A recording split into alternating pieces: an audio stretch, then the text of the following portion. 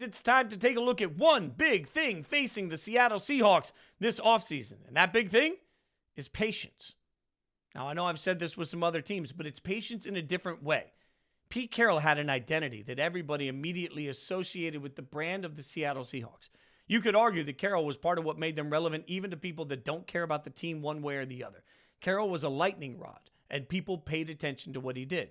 Now Mike Macdonald comes in as the new head coach. And look, there's no doubt that he's qualified. There's no doubt that his defenses in Baltimore showed why he's a head coach. But also, let's acknowledge what we learned from players in Baltimore that told you it took a minute to figure that defense out. It took a second to figure out what he wanted and how he wanted to be done.